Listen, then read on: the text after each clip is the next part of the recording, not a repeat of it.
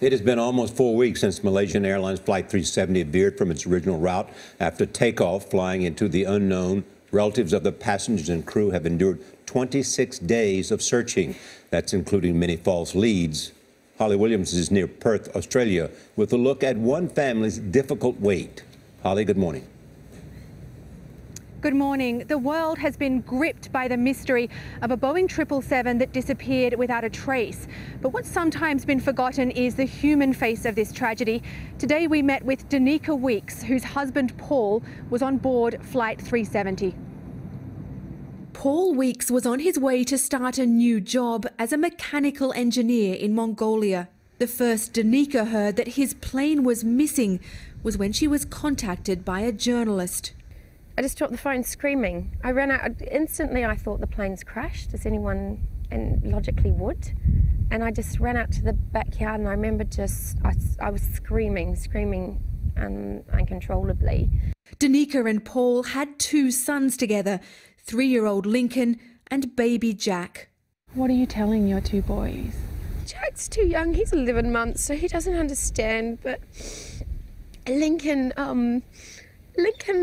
understands, and I've explained that Dad's gone and we go out every night. We pick out the brightest star and he says, "Good night, Daddy."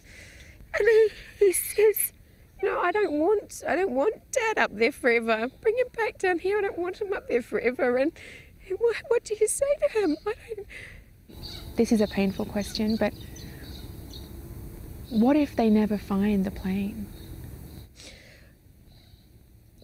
Oh, look, I can't think about that at the moment. And that's my biggest fear. I have nothing now and I want to find out the truth.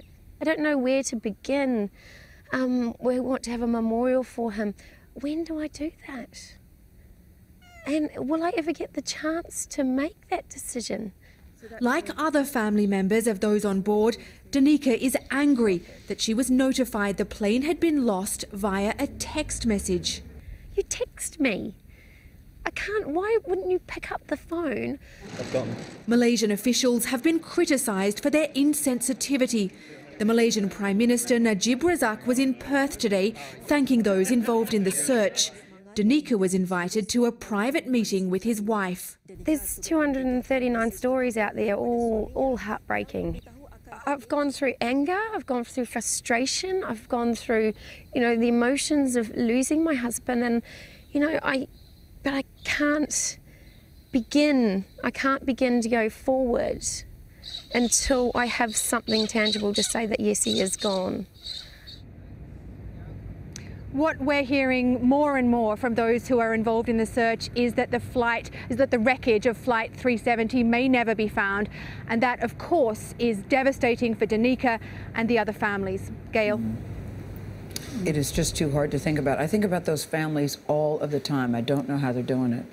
And what do you tell your son? I mean, because you don't know that he's totally gone. You don't know about where the plane is. And children need certainty. You can't leave open questions with children. You have to give them some certainty. And, I feel for her. Those beautiful words that you said, please bring him back from the stars. Yeah, I don't want him up there all the time. And the decision to release it by text, I'll never understand that.